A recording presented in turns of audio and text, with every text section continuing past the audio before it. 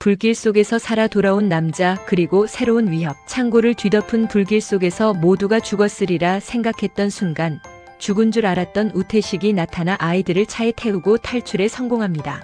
창고에 불을 질러 목표물들을 한꺼번에 처리하려 했던 정연은 끝내 그들을 쫓지 않고 멈춰섭니다. 그의 머릿속에는 거기 들어가면 후회하게 될 거야. 내가 날 죽일 수도 있어라는 알 수 없는 경고가 맴돌았습니다. 하지만 이내 그는 김세희에게 다음엔 아연을 반드시 죽이라는 차가운 지시를 받게 됩니다. 세희는 정연에게 놓친 거야, 놔준 거야? 라고 캐물으며 쓸모없는 것을 청소하는 게 내가 해야 할 일 아니냐며 매섭게 몰아붙입니다. 이처럼 한치의 망설임도 없이 오직 완벽한 결과를 원하는 세희와 알 수 없는 망설임을 보이는 정연의 대비는 앞으로 펼쳐질 이야기에 대한 긴장감을 고조시킵니다. 내부의 불안과 냉혹한 결심. 권강만 의원 사망 소식이 언론에 보도되자 여사는 비밀 유지가 과연 가능할지 의심을 품습니다. 그러나 세희는 법도 기술도 완벽해진 지금 오류는 없다며 과거 문제 아이들을 깔끔히 처리해왔다고 자신만만하게 말합니다. 오히려 이런 상황을 틈타 환불 프로젝트를 더욱 강력하게 밀어붙입니다. 이는 SH의료재단이 감추려는 비밀과 세희의 냉혹한 실체가 얼마나 거대한지를 보여줍니다. 겉으로는 완벽을 추구하는 기업이지만 그 이면에는 인간의 존엄성마저 상품처럼 취급하는 잔혹한 면모가 숨어 있었던 것입니다. 당신의 아이를 환불하시겠습니까? SH의료재단의 환불 프로젝트는 완벽하지 않은 아이들을 환불하겠다는 명목으로 무려 96%의 환불 신청을 받아냅니다. 하지만 4%의 부모들은 자신의 아이를 포기하지 않았습니다. 야구를 포기했지만 아들을 끝까지 지키려는 도현의 어머니, 10억이라는 거액의 치료비가 필요하지만 딸 은조를 포기할 수 없는 은조의 가족이 그들이었습니다. 그러나 세희는 이들에게마저 차가운 압박을 가합니다. 그 정도면 이제 그만하라는 세희의 말은 겉으로 보이는 다정한 방송 속 모습과는 전혀 다른 아이들을 그저 상품처럼 취급하는 이중적인 면모를 여실히 드러냅니다.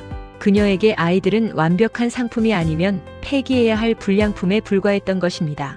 이처럼 인간의 존엄성과 부모의 사랑을 돈과 효율성으로 저울질하는 세희의 모습은 시청자들에게 큰 충격을 안겨주었습니다.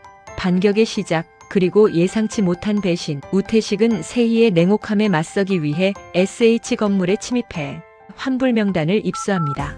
그는 도현과 은조처럼 환불을 거부한 가정이 있다는 사실에 희망을 품고 은조의 부모에게 환불 죽음이라는 충격적인 증거 사진을 보여주며 설득합니다. 하지만 이 가족은 뒤에서 배신을 준비하고 있었습니다. 우태식이 희망을 걸었던 그들에게마저 흔들리는 마음을 이용하려는 세희의 계략이 숨어 있었던 것입니다.